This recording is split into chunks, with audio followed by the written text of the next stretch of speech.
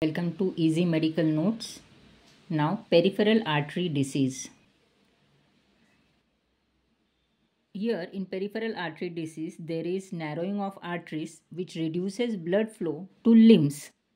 Major cause is atherosclerosis or fatty deposits or plaques in the arteries. Majorly, atherosclerosis or atheroma affects medium sized rather than large size arteries. Causes are similar to atherosclerosis, that is smoking, diabetes, increased blood pressure, increased cholesterol, increased blood sugar level, sedentary lifestyle, age more than 50 and family history of CVS or cardiac illness.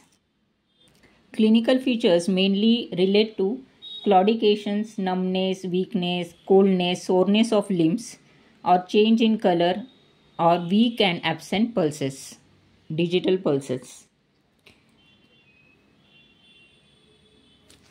It can affect in aortoiliac vessels, femoropopliteal vessels, infrapopliteal vessels or subclavian artery also.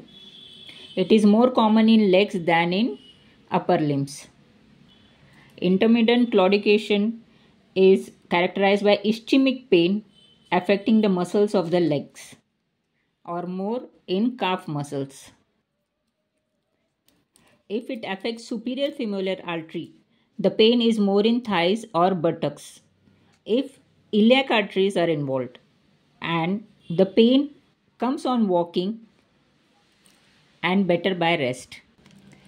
There is a term called critical limb ischemia. Here the pain is at rest or it is rest pain which requires analgesics. It can even lead to ulceration or gangrene and the pain is more than 2 weeks. It can be present all through the leg. If the BP is recorded, there is difference or the ankle BP is less than 50 mmHg than the arm BP. Peripheral vascular disease in diabetes. It is mainly due to atrial calcification, immunocompromised patient, multi-system arterial disease, distal disease like diabetic vascular disease, sensory neuropathy, motor neuropathy, autonomic neuropathy. In sensory neuropathy, there is ischemia or complete painlessness like seen in diabetic patients. There is extensive destruction of the foot which leads to abnormal pressure loads and worsens the joint destruction, also called as Charcot joints. In motor neuropathy, there is weakness of long and short flexors and extensors due to which abnormal foot or abnormal foot architecture or abnormal pressure loads or callus formation and ulceration is there. In autonomic neuropathy, there is dry foot which is deficient in sweat that leads to antibacterial flora or scaling or fissuring which creates portal entry of bacteria. It may lead to osteopenia or collapse. There are 3 terms: critical limb ischemia, that is CLI, then is subcritical limb ischemia, SLI, and acute limb ischemia. In acute limb ischemia, it is due to acute thrombotic occlusion of a pre-existing stenotic arterial segment. That means there is thromboembolism in that artery which is previously stenosed, or diameter is very less, which leads to paralysis or 5 P's of acute ischemias. 5 P's of acute ischemia are pain, pallor, pulselessness, perishing cold, paresthesia and paralysis. Pain, pallor, pulselessness may be absent in complete acute ischemia but present in chronic ischemia. perishing cold in ischemic limb. Paresthesia and paralysis are important features of impending irreversible ischemia. If paresthesia and paralysis are there, then ischemia is irreversible. Now, how the pain progresses in peripheral artery diseases. First, the pain develops typically in forefoot about an hour after patient goes to bed because beneficial effects of gravity on perfusion are lost. Patient's blood pressure and cardiac output fail during sleep. The first symptom is when the patient goes to bed. After 1 hour, the leg pain or pain in legs starts. Severe pain when the patient is awake. Pain relieved by hanging limb out of bed.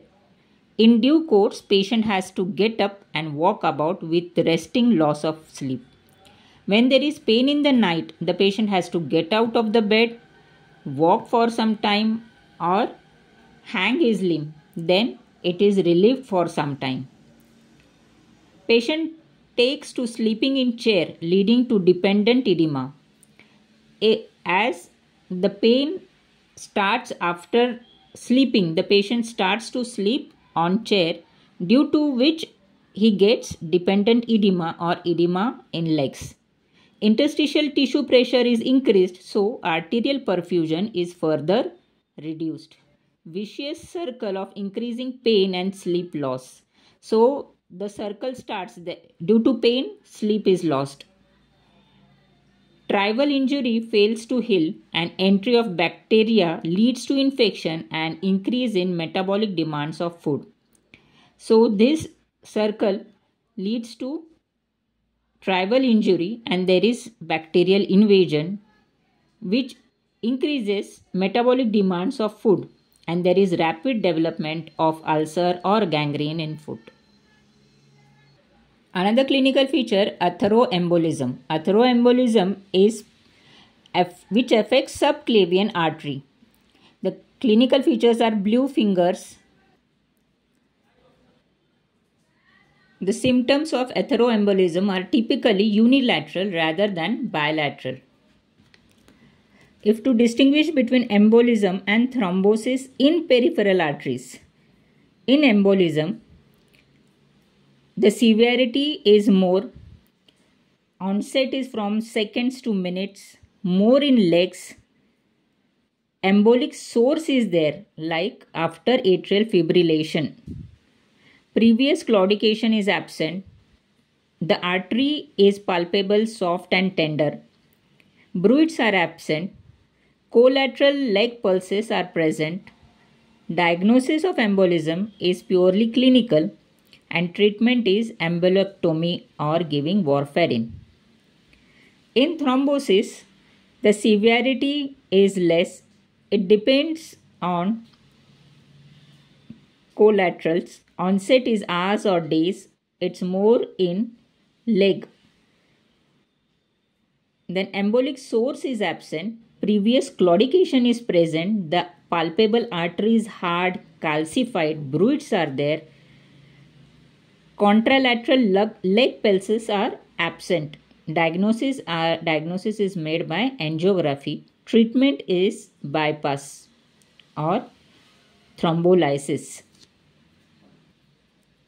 Clinical features of chronic lower limb ischemia is pulses are diminished or absent. Bruits denote turbulent flow but bear no relationship to severity of underlying disease, that is bruits are present. Reduced skin temperature, pallor on elevation and rubor on dependency. Superficial veins that fill sluggishly and empty on minimal elevation. Muscle wasting is there. Skin and nails are dry, thin and brittle and there is loss of hair. Another feature, subclavian stele.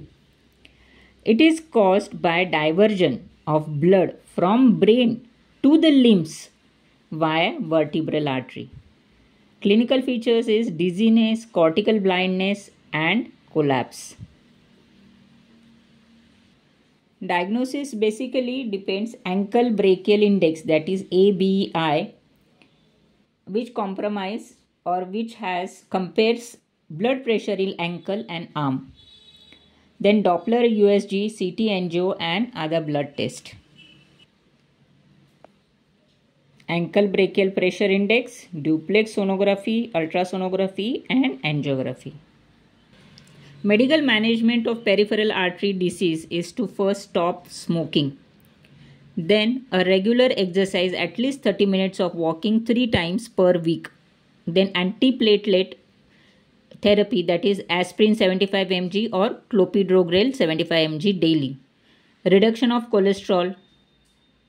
Then give statins, a proper diet and weight loss. Diagnosis and treatment of diabetes. Then other treatment associated conditions like hypertension, anemia and heart failure to be done or to be treated.